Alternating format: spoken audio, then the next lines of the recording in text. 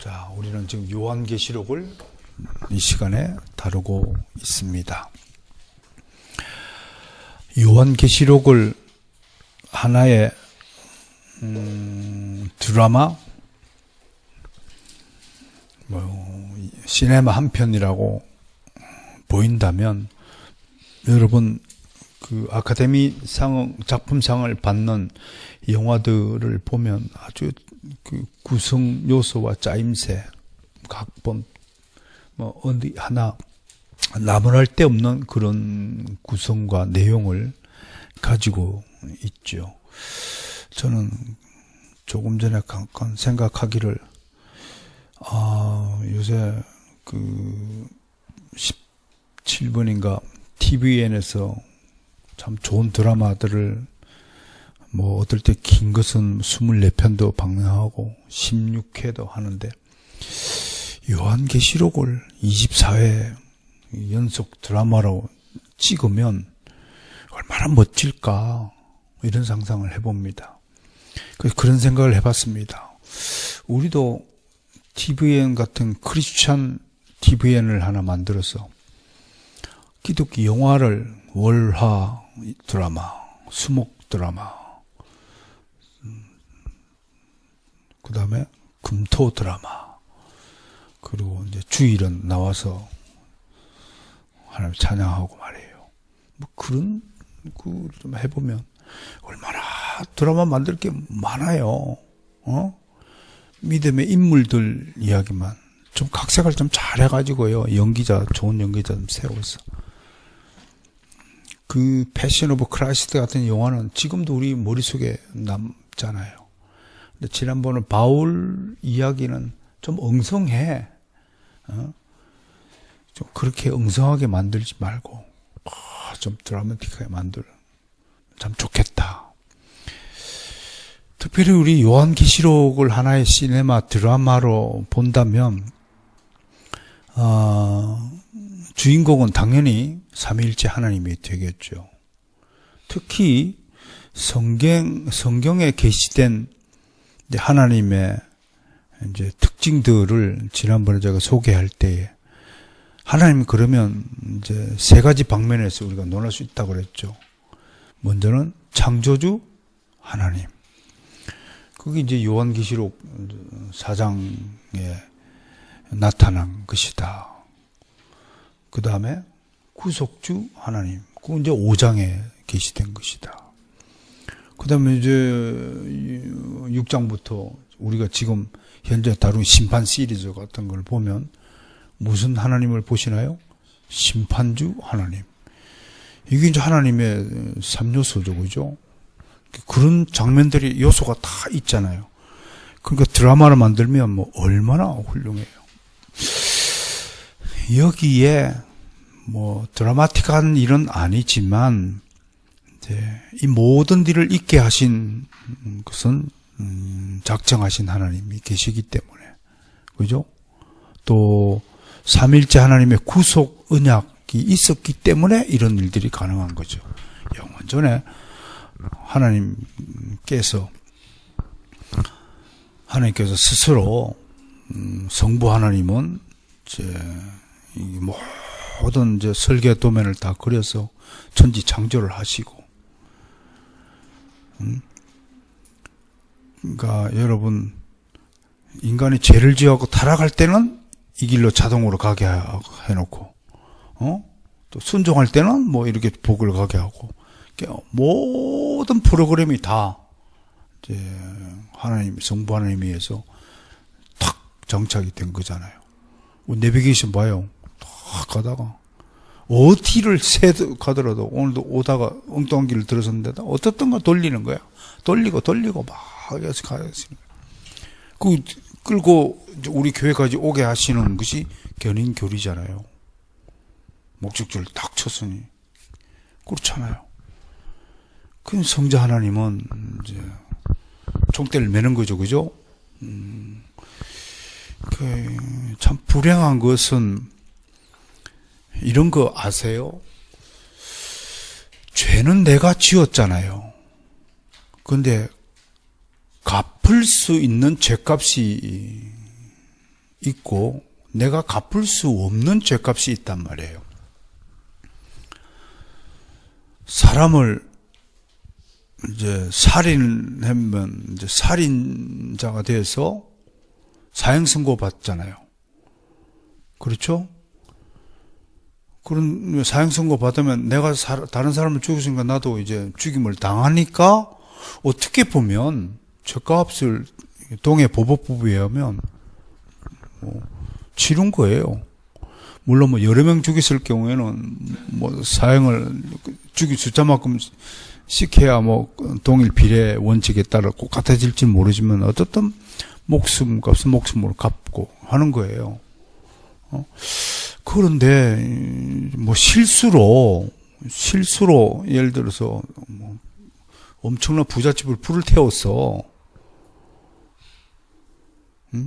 그럼 이제 이건 참 갚을 길이 없잖아요. 그거를 얼마 동안 뭐 미국의 어느 죄수는 700년짜리 벌을 받았더라고요. 그러면 죽고 나면 그 나머지 형기는 어떻게 되느냐? 죽어도 그 형기가 진행되는 거예요. 여전히 죄수로. 아무리 죄수라도 죽으면 끝이 나는데 그분은 죽었어도 죄수로 지금 이름이 죄수 명단에 장기수 명단에 사망 그랬지만 형은 남았다 이렇게 기록이 된단 말이에요.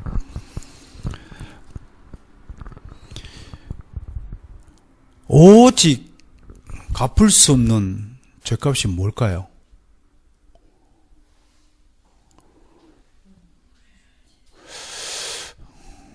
우리의 영혼의 문제란 말이에요. 뭐 어떤 식으로도 우리가 죄를 지으면 죄값을 치료해야 되는 것이 하는데 우리가 죄로 말하면 이 원죄의 값은요. 이것 때문에 어쨌든 지옥 가야 돼. 이거를 물릴 수 있는 방식이 없어. 예를 들면 이런 거예요. 모든 인간이 다 죽어서 원죄값을 치르면 모르겠어요. 근데 그건 불가능한 일이죠. 원죄 때문에 다 죽어야 돼. 다 죽어서 그냥. 이제 예를 들어 이런 거예요. 원죄를 값을 갚아야 되는데 어찌 갚을 것인가? 몇 가지 방식이 있었을 거예요. 하나님끼리 얘기해 보면. 내가 고안한 것은 뭐냐면 시집장가 전부 가지 말고 우리 시대에 끝내는 거예요. 이걸 인생들을. 전 지구에 있는 사람들이. 그러면 원죄 값이 갚아져. 그렇잖아요. 우리 세대로 다 끝나는 거야. 100년만. 누구도 애기 낳지 말고 애기 낳은 사람은 총을 쏴 죽이고 다 끝내는 거야. 그러면 원죄까지 갚아졌을 거예요. 그 방식 하나 있긴 있을 것 같아요. 근데 하나님은 어떤 방식을 택했냐면 성자 하나님이 이 땅에 오셔서 우리 죄값을 갚는 것으로 협약했어요. 그걸 구속 언약이라 하는 거야. 그러니까 구속 언약 값 예수 그리스도가 우리 대신에 십자가를 지고 죽었다는 그 행위가 어마어마한 값이라는 걸 알죠? 우리가 전부 십자가하고 다 죽어야 치료해야 될 값에 해당되는 거야. 이야, 이 정도 되면 진짜 깜짝 놀라야 되는데, 예수님이 십자가에 달려 죽으신 그 값이 얼마나 되냐면, 계량적으로 계산해 보면, 그래야 원죄가 끝났을 거 아니야. 원죄를 끝내는 방식이 뭐였어요? 아무리 생각해도 그 방법밖에 없었어. 그러니까 하나님이 이건 대책이 없구나. 어떤 방식으로 죄값을 갚다 사탄은 그거 아닌데요. 그건 불공평해요. 아담의 후손들을 전부 다 지옥 보냈어요. 그러면 전부 지옥에 가야 돼. 우리 다 죽는다는 것은 지옥에 간다는 거잖아요. 한 사람들 전부 지옥 가면 딱 공평한 거야. 사탄의 입장에서는. 그렇잖아요. 근데 이걸 구속사를 전개하지 않으면 하나님이 창세전에 당신의 자녀들까지 전부 사탄 수하에 지옥에 가게 생겼는데 이것을 막을 수 있는 방법이 뭐냐? 그럼 하나님이 그럼 내가 죽는다. 내가 죽으면 되냐? 그랬더니 사탄이가 오케이. 그거면 내가 만족하겠다. 이게 사탄 만족설이야. 오케이 하나님. 그러면 쌤쌤이다. 그래서 하나님이 죽으신 거예요. 하나님이. 그런데 영원 불변하신 하나님이 부활할 줄은 사탄이 꿈에도 생각 못했겠죠. 사람으로 오셔서 죽었는데 어떻게 사람이 부활하느냐.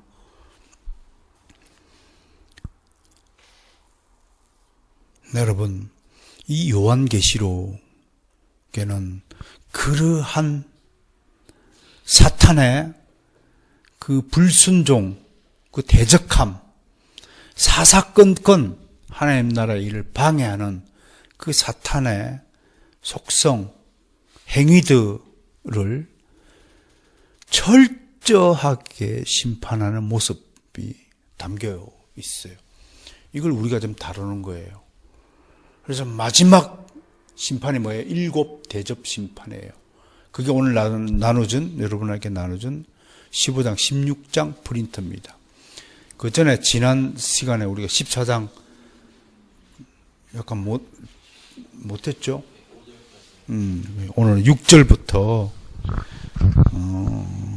공부를 할 텐데 6절부터 13절의 이야기는 무슨 이야기냐면 지금 우리는 7 대접 심판 이전에 또 카메라가 어디를 향한다고요? 아무튼 교회와 성도들을 주인공으로 삼는 막간이라는 곳에서 지금 잠시 막 온 땅이 우박이 떨어지고 번개가 떨어지고 막 이런 심판을 비추다가 갑자기 이제 또 다른 메시지를 전하기 위해서 그렇게 심판이 쏟아지는 가운데에서도 성도들은 어떻게 되느냐 보여주는 거예요. 그러니까 잘 찍은 드라마는 예를 들어 드라마가 주인공 한 사람만 카메라를 고정하고 그가 가는 동선만 쫓아가면 그거 아마 지루해서 못 볼 거예요. 중간중간에 조연들의 말이야 이 코믹한 모습도 나오고 전쟁 막 폭탄이 쏟아진 중에도 그 군 막사에서는 내일 죽을 놈들이 막 깔깔거리고 웃는 모습들 이런 모습들을 보여주면서 휴머니티를 이렇게 장려하잖아요. 마찬가지예요. 요한계시록을 하나의 드라마로 본다면 그러한 요소가 굉장히 많아요. 팍 쏟아지는 막 우박이 쏟아지고 번개가 지고 지진이 나고 우당탕탕탕탕 하는 것도 갑자기 쭉 해지더니 촥 어린 양 13만 이 12장부터 14장까지 우리가 막간 드라마에 등장하는 주인공들이 있잖아요. 뭐부터 맨 처음에 12장에 뭐부터 나와요? 해산하는 여자. 이 여자를 죽이려고 용이 나타나고 그리고 사탄의 삼일체 용과 바다 짐승과 땅 짐승이 등장하고 그죠?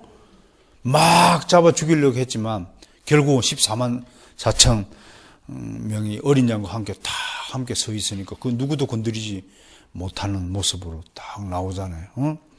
그리고 오늘 이제 공부할 게 새 천사들이 오늘 등장한다고요.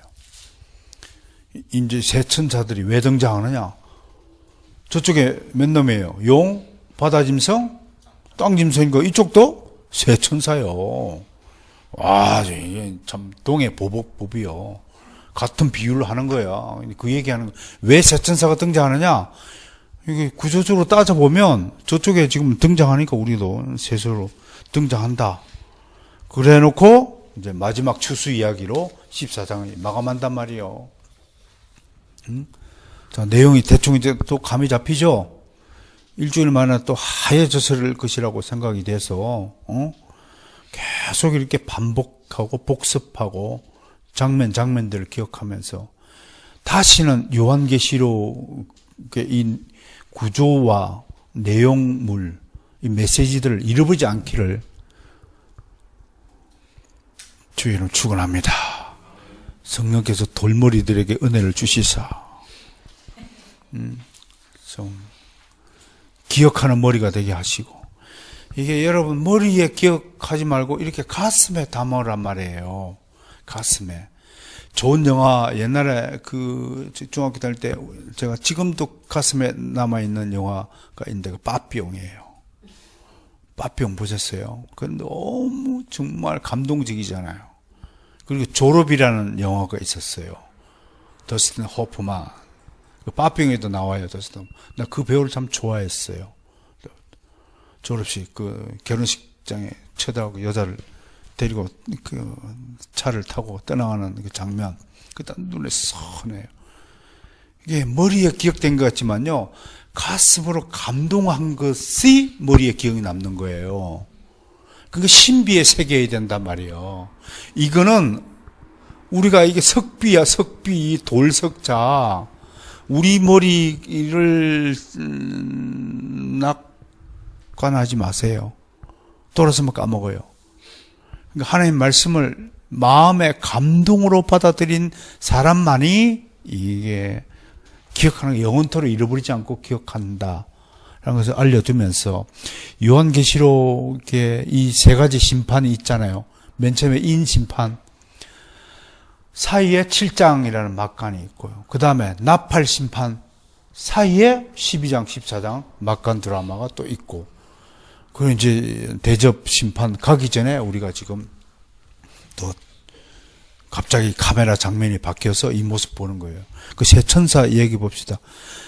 저놈들은 앞에서 뭘 가졌냐면, 저 짐승 같은 이 작자들은 죽이려고 하잖아요.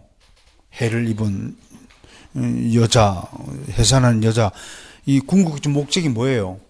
여자가 낳은 아이를 삼키는 거죠. 그리고 14만 4천 명 성도들을 죽이려고 하는 거잖아요. 그 세 천사는 6절, 7절에서 뭘 가졌어요? 복음을 가졌어요. 영원한 복음. 복음이 뭐예요? 영혼 살리는 약이잖아요. 복음을 듣고 믿음이 생기고 구원받잖아요. 그러면 이게 생명약이죠. 생명력. 살려주는 약이죠. 비장약이죠. 저놈들은 삼키려고 하고 막 죽이려고 하고 하지만 세 천사들은 살리려고 지금 등장하고 있다. 그 7절에서 하나님을 두려워하고 그에게 영광을 돌려라. 살려면 어떻게 한다고요? 누구한테 영광을 돌리라고? 하나님께 영광을 돌려라. 하나님을 찾아라. 여러분, 인생 살면서 숱한 위기가 직면하죠. 위기를 많이 겪는 사람이 훌륭한 사람일까요? 위기를 안 겪는 사람이 훌륭한 사람일까요? 에이, 참. 그때 달라요. 사람마다 틀려요. 그러니까 여러분들이 이렇게 단정할 수 없는 것은, 아니, 죄가 있어서 매맞는 것하고, 믿음의 용광로, 믿음을 단련시키기 위해서 하나님께서 다루는 것, 같아요? 같은 시련이라도. 어떤 고생은 의미가 있지만, 내가 잘못해서 두드려 맞는 거는 아픈 거예요. 물론 그 가운데도 깨달음이 있고, 자각이 있고, 믿음의 진보가 있지만, 그렇죠? 그러나 이번 주에 믿음의 증인들 우리 히브리스 주일날 할 텐데 에녹 같은 사람 화난 거 동행했잖아요. 왜 동행했을까요? 의롭기 때문에. 의롭기 때문에라는 뜻은 다른 말로 하나님의 속을 쓰겠다 안 쓰겠다? 안 쓰겠어. 하나님의 뜻은 다 효자 중에 효자야. 그래서 하나님이 자네는 뭐 더 이상 세상 살 필요 없어. 그러니까 세상을 왜 살게 해요. 그러니까 위대한, 아까 좀 맥체인가도 29살, 브레인너도 28살, 짧게 살아간 사람들에 보면 대부분 특징이 뭐냐면 하나님께 거의 100% 가깝게 충성한 사람들이에요. 그러니까 오래 사는 사람은 글쎄 모르겠어. 뭐 오래 살기를 원하지만 에녹을 왜 데려갔을까라고 생각해 보면 여기가 하나의 이 세상에서 하나님의 자녀를 이 세상에 살게 하는 것은 하나님 나라에 살기 위해서는 믿음이 온전한 믿음이 돼야 되잖아요. 근데 그 믿음을 성장시키는 하나의 훈련장이다라고 생각해 보면 하나님이 에녹을 딱 보니까 너 뭐 더 이상 훈련 받을 거 없어. 오케이 하산해. 가시는 거예요. 엘리야, 자네 뭐 올라와. 더 이상 뭐 그러니까 최고의 포상을 받은 거예요. 그분들은 죽음을 맛보지 않고 하나님께 갔다. 그러니까 우리가 지금 기도해야 될 게 뭐예요? 에녹과 엘리야 주님처럼 죽음을 맛보지 않고 잘 훈련을 졸업하여 하나님께 가도록 하옵소서. 그럼 하나님 뭐라 그래요? 이놈아 20점밖에 안 되는 놈이 시험을 칠 때마다 100점 100점 맞으니까 시험 칠 필요가 뭐 있어. 합격하고 데리고 가신 거나 마찬가지죠. 그러니까 오래 산다고 뭐 꼭 그렇게 좋은 것은 아니다. 그때그때 달라요. 그럴 수밖에 없는 거죠. 자, 그리고 새 천사가 용과 바다 짐승과 땅 짐승이 막 설치니까 성도들이라 할지라도 그걸 쳐다보면 좀 마음이 싱숭생숭했을 거 아니에요? 그러니까 그 다음에 복음을 들고 와갖고 이 복음 먹으면 너희가 산다 그래 놓고 또 두 번째 하시는 말 8절은 뭐예요? 저것들 멸망한다. 그게 큰 성 바벨론이에요. 큰 성 바벨론. 메가스라는 건데요. 여러분 헬라어로 이게 이 메가스라는 건데 메가스주의라고 그래 이거를요.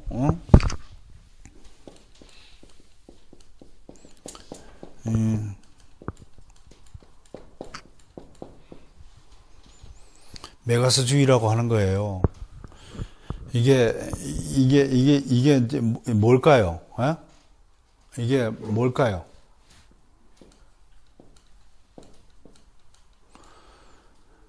이 메가스주의가 뭘까요? 세상은요, 최고가 되라고 자꾸 그래요. 그래서 이걸 우리가 상향주의라고 그래요.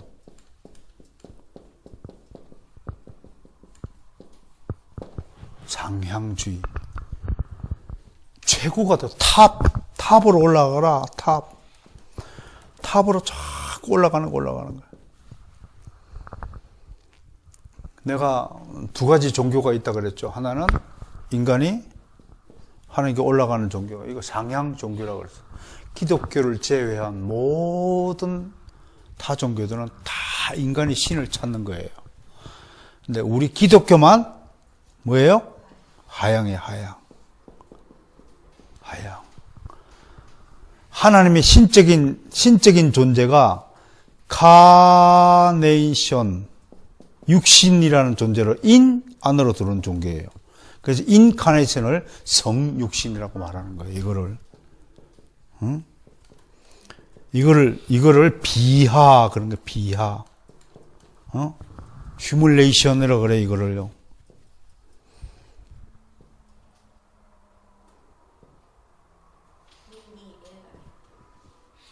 휴밀리티 맞아요? 단어가 휴밀리티 비하라고 해요. 겸손이라는 뜻이에요. 하나님이 비하하신 거예요. 고귀한 존재가 천박한 존재로 오신 거예요. 높아지는 것이 아니라 우리는 낮아지는 거예요. 그런데 바벨론 앞에 뭐가 붙었어요? 큰 성이래. 그래서 이 한국 교회를 염려하는 것도 건물 교회로 발전한 거예요. 건물 교회. 제발 부탁하지만 건물 교회는 교회론에 따르면 아무런 의미가 없어요. 아무런 의미가 없어요. 근데 우리의 육신은 크고 좋은 것을 바라는 마음, 그게 the most strong이에요. 이 메가스주의를 우리 안에 좀 더, 이게요, 정말 탐욕이라는 게 무서운 거예요. 아파트 반지하 살 때는 반지하만 탈출하면 좋겠습니다. 어릴 때 체험엔 자동차 지나가면, 우와, 저 사람들은 어떤 사람들인데 고급차를 타고 다니나. 그런데 지금 내가 이거 운전을 하고 있어. 물론 그때와 지금 뭐 상황이 좀 다르고 차값도 뭐 달라지긴 하지만 반지하에 살 때는 막 지상으로 올라가는 게 소원이었는데 이제는 더 고급 빌라가 눈에 자꾸 보여. 더 좋은 차가 뭔가를 눈에 보여. 이게 메가스주의예요. 그 메가스터디라고 학원 이름도 누가 그렇게 지었던데,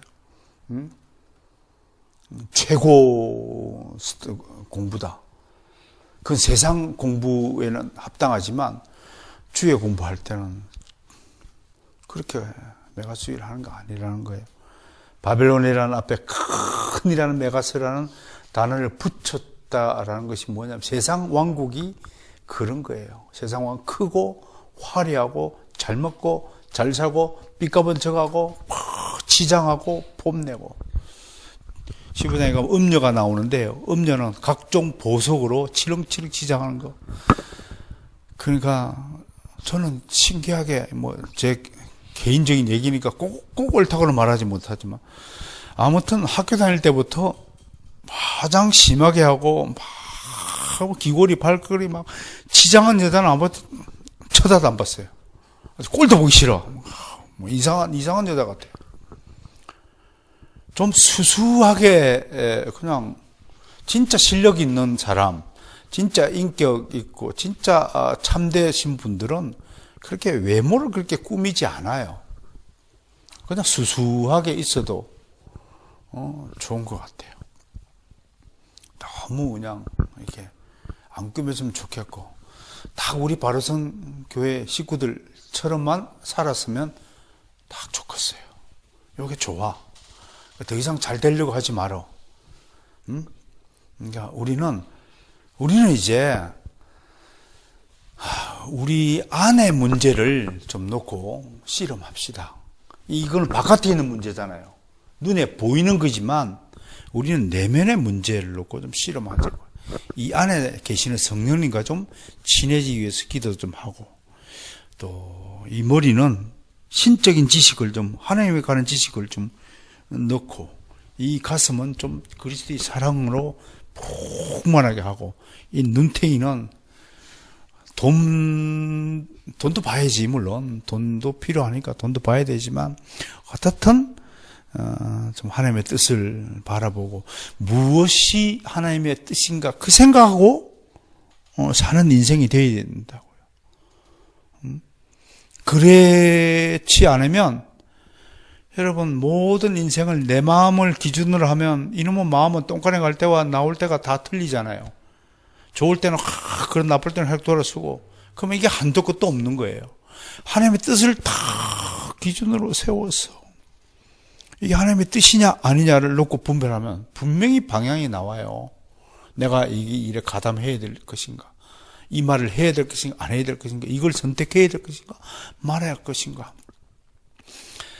아무튼 하나님의 일은 한 방에 되어지기보다는 스텝 바이 스텝 점진적으로 한 걸음씩 꾸준히 다져나갈 때. 여러분, 땅 밟기 혹시 아시나요? 군대 가면 잔디 밟기 해보셨어요? 잔디 밟기를 이렇게 하면 다 옮겨가면서 한 발짝에 다 밟아야 돼. 한 발도 뛰면 안 돼. 한 발 뛰도 사실 되는데, 그 또 깐깐한 또 그 상사분이 계셔가지고, 너 발 뛰었어? 그러면 뒤로 가고 또 한 줄. 땅 밟기를 하듯이. 그때 내가 느낀 것이, 이게 하나님의 일이구나. 우리 인생도 마찬가지예요. 공부도 마찬가지고요. 지금도 마찬가지로 일주일 단위로 끊어서. 그래서 내가 여러분들에게 강조하잖아요. 일주일의 삶을 살자. 원서가 네 인생 얼마나 남았다고? 오늘 수요일이니까 수, 목, 금, 토, 주일 5일밖에 안 남았어. 아니지, 토요일까지면 4일이네. 4일밖에 우리 생명이 안 남은 거야. 그런 마음가짐으로 좀 살다 보면 메가스 주의를 타파하고, 좀 주님의 비하의 정신을 좀 담지 않을까 그렇게 생각을 합니다. 그러니까 큰 성 바벨론을 왜 멸망 예고를 하는지 좀 이해가 되죠? 예? 그 눈에 보이는 큰 것이 중요한 게 아니라 진짜 막 큰 교회당 짓고 삐까번쩍 지어놓은 그게 중요한 게 아니라 그것들 다 필요 없는 거예요. 여러분들 안에 있는 믿음만이 영원한 거예요. 그리고 왜 같은 교회, 좋은 교회를 다녀야 되냐면 그건 같은 신앙 고백이 있어야 같은 교회라고 말하는 거예요. 그 점을 꼭 분명히 해 주시기 바랍니다. 그리고 9절과 11절에서 결국 짐승병배자들이 최후를 맞이해요. 영원한 지옥 행보하는데 뭐 당연한 거죠. 당연한 거고 13절이 참 우리에게 감동을 주네요. 주 안에서 죽는 자들이 복이 있다. 13절 같이 한번 읽어볼까요? 13절 시작. 또 내가 들으니 하늘에서 음성이 나서 이르되 기록하라. 지금 이후로 주 안에서 죽는 자들은 복이 있도다 하시매 성령이 이르시되 그러하다. 그들이 수고를 그치고 시일이니 이는 그들의 행한 일이 다름을 그치라. 거기서 우리를 복되게 하고 감동스럽게 한 것은 수고를 그치고 쉰다. 참 멋진 말이죠. 이 수고라는 단어가 특별히 이게 이제 코포스라는 건데, 콥토 그러면 가슴을 친다. 언제 가슴을 쳐요, 여러분? 원통하거나 괴롭거나 뭐 답답하거나 막 일이 잘 안 풀릴 때 가슴을 친다 그러죠. 콥토한다. 콥토. 요 가슴을 칠 만큼 원통하고 억울하고 막 분통 터지는 일들이 있다 없다 사라지는 거예요. 완전한 평안을 말하는 거예요. 그래서 수고라는 말, 코포스 말, 그런 말이에요. 그리고 13절에 또 우리가 13절에서 봐야 될 것이 하늘에서 음성이 들려요. 어떤 음성이 들리죠? 기록하라. 주 안에서 죽는 자들이 복이 있다. 그 내용이 어디서 들리는 음성인가요? 하늘에서 들리는 음성이다. 그러니까 우리를 복되게 하는 소리는 세상의 소리가 아니라 하늘에서 내려오는 소리밖에 없다라는 겁니다. 결국은 우리가 기도하거나 성경 말씀을 묵상할 때 어디서 목소리가 들리냐면 내 안에 하나님 나라가 있잖아요. 그렇죠? 믿는 자 안에, 그 안에 이미 하나님 나라가 이미 섰느니라 예수님 말씀하셨듯이. 이 안에 하나님, 내 안에 믿는 자 안에 있는 하나님 나라 안에서 성령께서 주시는 말씀, 성령께서 말씀하시는 그 음성이 진짜 하나님의 음성이란 말이에요. 그 성령님은 어떻게 말씀하시느냐면 러시아로, 영어로, 한국어로 말씀하시는 것이 아니라 마음의 깨달음과 감동으로 말씀하시는 거예요. 성경 말씀을 읽다가 갑자기 옳도다. 그렇게 맞장구를 치어주시네요. 그런 음성을 듣고 살 때 정말 내가 확신이 생기는 거죠. 내가 가는 이 길이 옳구나. 하나님을 기쁘시게 하는 거구나. 맞구나. 하나님 인정해 주시구나. 그런 확신이 생기면 얼마나 강력한 에너지원이 됩니까? 그런 성령님의 음성을 듣는 것, 그게 음성이지. 옛날에 막 하나님의 음성 듣는 법 해가지고 막 어디서 들린다고? 바깥에서 뭐 위에서 들린다고? 그런 게 아니에요. 내 안에 설립된 하나님 나라. 아니, 내가 믿음이 없으면 내 안에 하나님 나라가 없는 거지. 하나님 나라가 없으면 하늘에서 소리가 들린다 안 들린다? 성령께서 소리를 커녕 아무런 감동이 없죠. 그 전제적인 것, 믿음이 있고 하나님 나라를 전제를 했을 때에 하늘에서 소리가 들린다는 사실을 명백히 해야 됩니다. 그리스도인이 받는 최고의 복은 수고를 거치고 쉰다. 다시는 저주가 없는 상태, 완벽한 평안의 상태, 그 상태가 우리 앞에 놓여 있다. 그런데도 우리 가운데는 이 땅에 살 때에도 그런 평안을 좀 누리면 좋겠다. 우리 식당 가면 꼭 제일 많이 붙여놓는 성구 이 집에 병강을 꼭 붙여놨잖아요.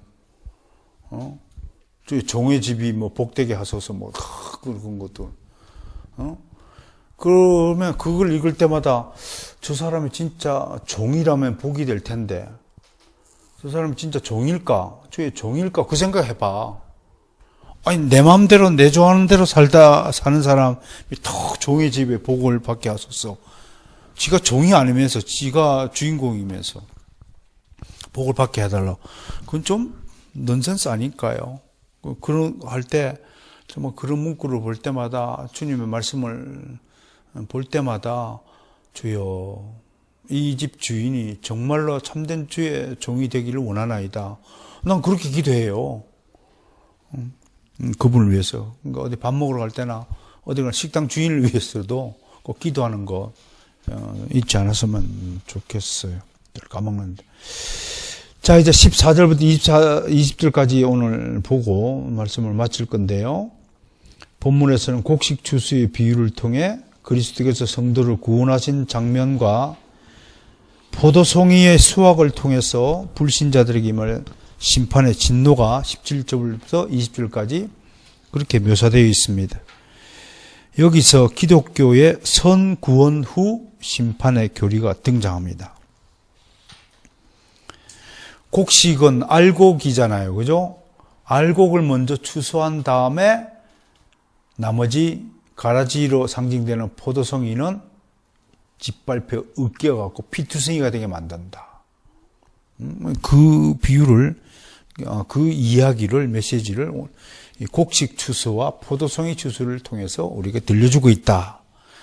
그러니까 새 천사에 의해서 뭐가 지금 되려고 있어요? 악인들을,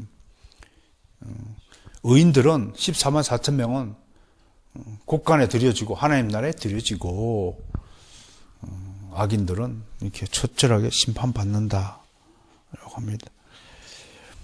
그 죽음에 대해서 여러분 좀 아이들한테도 그렇고 또 잘 해야 되지만, 그러니까 죽음에 대해서 어떻게 가르칠까요? 그렇게 하면 개혁교회 신자가 되면 빨리 어디서 찾아야 되냐면 신앙 고백서. 우리 선조들은 신앙 고백서에다가 뭐라고 했느냐?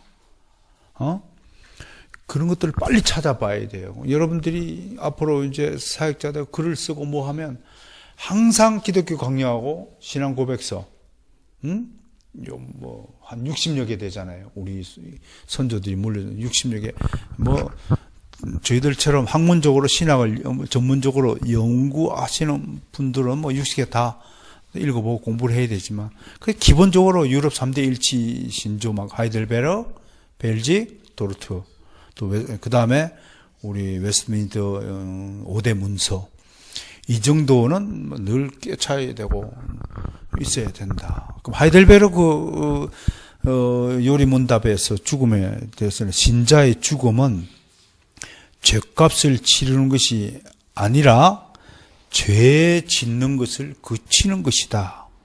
그리하여 영생에 들어가는 것이다. 우리 하이델베르크 요리문답 만든 선조들 누군가요? 두 분이 올레비아누스와 우르시누스, 두 분의 수고로 말미암아 이런 위대한 작품들이 기록되어 있잖아요. 그래서 이런 요리문답 우리 선조들이 만들어준 표준 지침서를 굉장히 중요시하는 겁니다. 여러분 상품이 새로 나오는데 어떻게 사용할지 모르면 뭐 읽어야 돼요? 사용 설명서. 읽어야 되죠. 신앙 고백서, 요리문답, 이런 것들, 신조, 이런 것들이 바로 우리의 신앙을 잘 활용할 수 있도록 선조들이 끈을 베풀어 둔 것이다. 소요리문답에서 37문인가요? 그게 보면 신자의 죽음에 대해서 논하고 있는데 그의 영혼은 완전히 거룩하되 죽는 순간 완전히 거룩하게 되어서 즉시 영광에 들어가고 그의 몸은 부활 때까지 어디서 쉰다? 무덤에서 쉰다. 여기서 이제 또 신학자 논쟁이 벌어지는 거예요. 화장을 하면 이게 온전한 몸을 그대로 갖고 있다가 부활해 있는데 화장을 하면 없어지지 않느냐? 뭐 이렇게 염려하시는 분이 있는데요. 아니 무덤에 있어도 썩고 화장을 해도 없어지는데 그런데 어떤 분은 뼈는 있어야 살을 채우지 않냐. 아니 전지전능하신 하나님이 죽었던 나뭇가지를 가지고라도 훅 불어서 마른 뼈를 가지고 살아나게 하는데, 그러니까 에스겔서를 읽고 그래도 마른 뼈가 있어야 이렇게 살아나는 거 아니냐. 불에 다 태우면 형체도 없는데 어떻게 하느냐 이렇게 염려하는 분이 있는데 그건 좀 지나친 걱정 같아요. 그러니까 쓸데없는 걱정을 하는데 시간 낭비하지 않았습니다. 그건 전지전능하신 하나님의 능력을 무시하는 겁니다. 말씀으로 빛이 있으라. 빛이 쫙 나타나고, 새가 날아라. 새가 슉 나타나고, 짐승들아 땅에 기어, 벌레들아 땅에 기어라. 하고 쫙 기어 부시는데, 드라마, 잘생긴 얼굴로 보라나. 그러면 쫙 이랬는데. 혹시, 난 날개를 좀 달아가지고 이렇게 부활 좀 시켰으면 좋겠어요. 근데 뭐 그건 비성경적이죠, 그죠? 그래 확 날아다니고 여기저기 우리 집사람하고 말라피센트라는 그 영화 한 편이 있어요. 그 마녀의 사랑 이야기인데 그 잠자는 공주를 선발하기 위해서 뭐 몇 천대 1에 선발을 뚫고 그 여배우가 하는데 정말 미소가 아름다운 여배우죠. 어린 아기인데. 근데 그런 영화를 이제 감동하는 것은 결국은 이제 사랑의 키스를 받아야 잠에서 깨어나는데 결국은 마녀가 눈물을 흘리면서 이마에 키스하니까 깨어나는 반전을 이게 선사하는 그런 영화거든요. 결국은 뭐 얘기다 말피스는 나온지 모르겠네. 까먹었다. 예? 날개예요. 그 마녀가 나중에 날개를 이제 잃어버렸던 날개를 다시 찾아가지고 이렇게 구한다는 그런 얘기입니다. 저는 날개를 주시면 이제 별들 여행을 좀 떠날까. 그래서 그렇게 했습니다. 자, 14절, 15절에 어떤 한 분이 등장하는데 어디에 앉으셨나요? 구름에 앉지. 날개를 달면 이렇게 가능하다고요. 구름에 좀 앉아보고요. 심판하기 위해 재림하신 그리스도를 말씀하죠. 흰 구름은 빛으로 무장한 그리스도의 영광을 나타내고 인자는 그리스도의 육체적 재림을 상징하고 금면류관은 사탄의 권세를 물리친 그리스도의 영원한 통치권을 나타냅니다. 그리고 16절에 등장한 낯선 심판의 매서움을 의미하죠. 여러분, 낫을 목에 탁 이렇게 대면 어떤 느낌이 나나요? 섬찟한 느낌이 안 들어요? 칼을 탁 겨누면 섬찟한 느낌이 되죠. 우리는 낫으로 보내겠지만, 사실은 이제 추수하는데, 유럽에도 낫을 하나요? 어디 드라마 그 다큐멘터리 보니까 우리는 낫이 짧잖아요, 손잡이가. 근데 거기는 이제 길더라고요. 굉장히 길어. 그래갖고 멀리서 슉 되는데 이게 이제 우리는 혼자서 이렇게 하지만 또 다른 데서는 뒤에서 줄을 달았고 이렇게 끄집어내는 그러니까 다인용 낫 같은 거 있고 우리 낫은 잘 안 들지만 유럽에 그 농사 짓는 분들 낫은 굉장히 예리한 낫이 스치기만 해도 그냥 상처가 나죠. 여기서 말하는 요한계시록에 나오는 낫은 아주 굉장히 예리한 낫을 말합니다.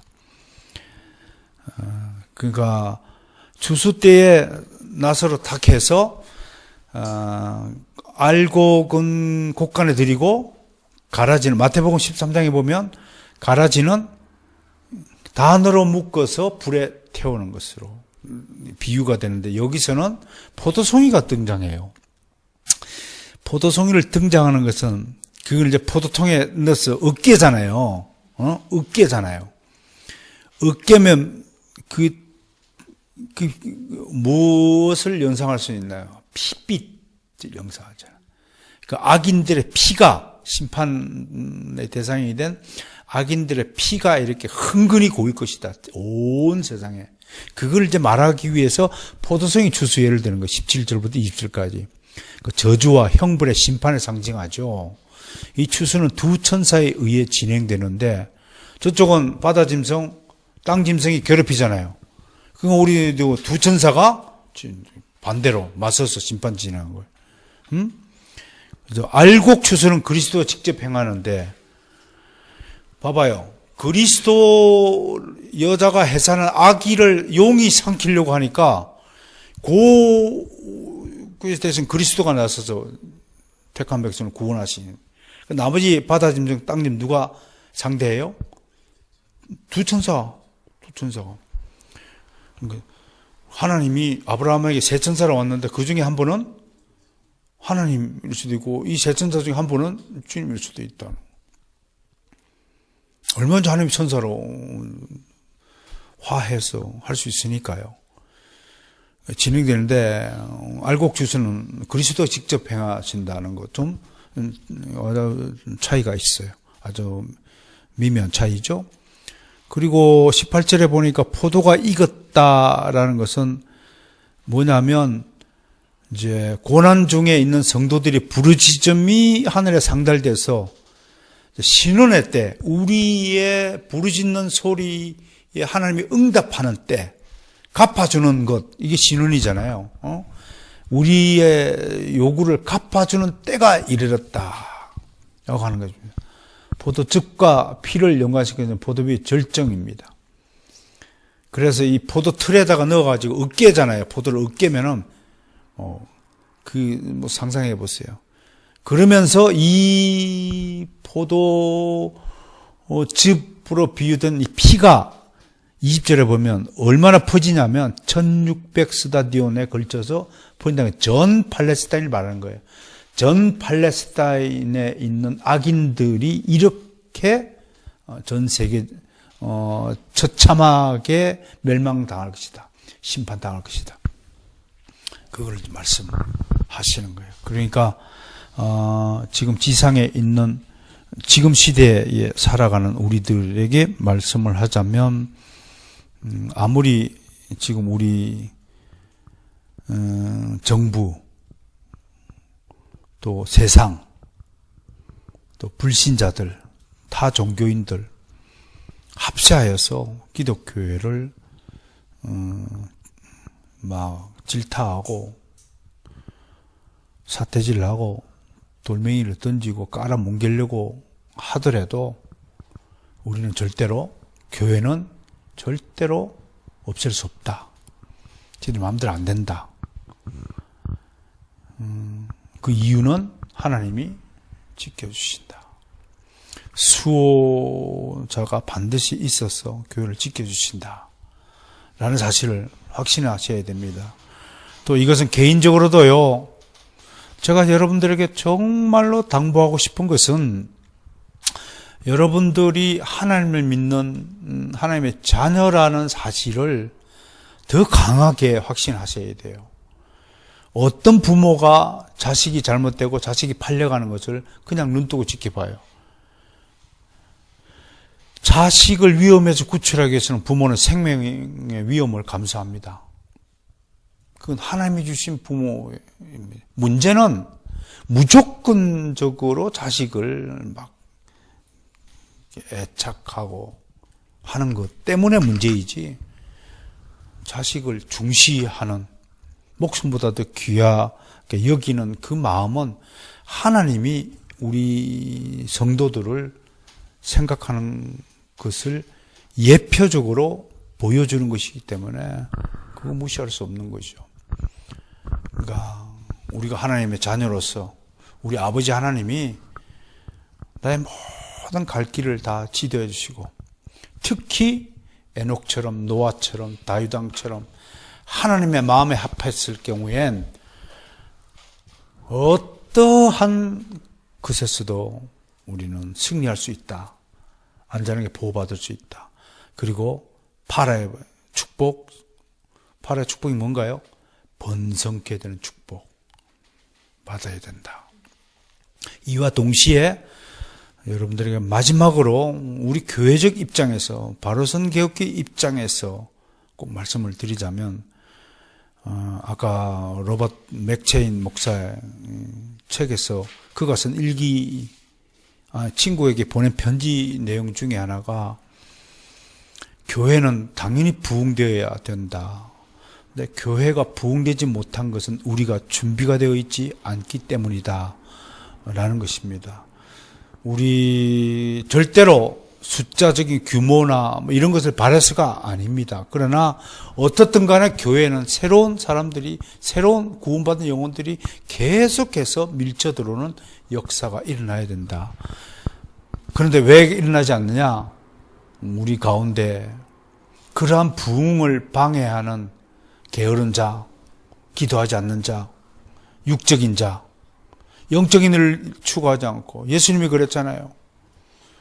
제자들을 3년 동안 가르칠 때도 여전히 사고방식이, 그 눈이 땅에 가 있어. 예수님 뭐라 했어요? 너희가 하나님의 일을 생각하지 않고 사람의 일을 생각하는도라. 어떻게 하면 우리나라가 로마 제국에서 독립할까? 그 생각으로 몰두해 있는 거예요. 어떻게 하면 이 땅에서 잘 먹고 잘 살까? 어떻게 하면 내 자식 좀 좋은 데로 좀 보내고, 그 생각으로 하고 있어요.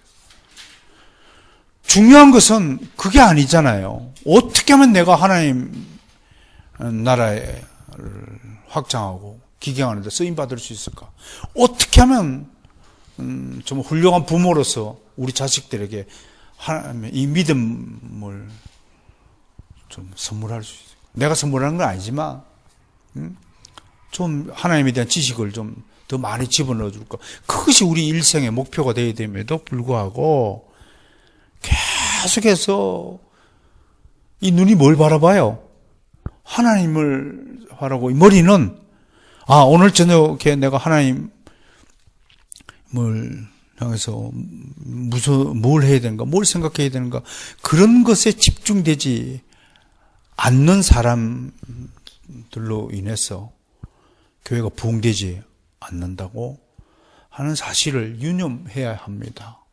우리가 준비되지 않았기 때문에 교회가 부흥 안 돼요. 특히 교회 부흥의 모든 책임은 저에게 있어요. 근데 또 한편으로는 지금까지는 어떻든 제 담임 목사인 최단 목사의 개인적인 어떤 연관성, 이렇게 활약에 의해서 어떻게 소문을 듣고 오셨는지 이렇게 모이지만, 지금 우리 교회는 전혀 성도들에 의한, 전도에 의한 부흥과 번성이 일어나지 않고 있거든요. 그러니까 이런 것들이 우리가 준비가 되어 있지 않는 모습들이에요. 여러분들이 준비가 되어있지 않다는 것은, 내가 아침에 오늘 이 집회를 시작하면서 여러분 개인을 위한 기도를 시작했듯이 분명합니다. 여러분들 스스로가 기도의 사람이 아니라는 결정적인 증거입니다. 기도하지 않기 때문에 계속 답보 상태에 있다는 것입니다. 그러니까 제가 제일 책임이 99%에 있다면 여러분들은 그래도 1%의 책임감을 가지고 교회의 부흥을 위해서 기도해 주셔야 될 것입니다. 그 성경의 길이는 참고적으로 이렇게 제가 한번 기록해 두었으니까, 이런 것은, 이런 지식을 상식이라고 그래요. 상식은 아디아포라입니다. 알면 알아도 되고 안 알아도 모를 수도 있고, 지나가면 다 까먹죠, 이거. 그러나 이런 길이가, 기록이 한 번은 되었다라는 것만 기억을 하셔도 참 좋을 것 같습니다. 성도 여러분, 주님께서는 반드시 뜻과 계획과 목적이 있어서 바로선 개혁교회를 이 정릉 지역의 이 시대에 십자가의 불을 밝혀 주셨을 것입니다. 전에 우리는 개혁주의가 뭐고 개혁교회가 무엇인지도 몰랐던 참으로 무지한 자들이었습니다. 그런 우리들에게 하나님이 종교개혁이 무엇이고 개신교가 무엇이고 개혁주의 신학이 무엇이고 개혁교회가 무엇이라는 사실을 조금씩 가르쳐 주시면서 이것이 성경에 게시된 하나님의 진리를 수호하고 하나님이 가르치시는 곳을 바라고 하나님과 동행하는 길이란 명백한 사실을 다시 한번 천명하시면서 여러분들에게 주어진 이 개혁신앙의 길을 절대로 잃지 말고 꿋꿋하게 걸어가시기를 주의 이름으로 축원합니다.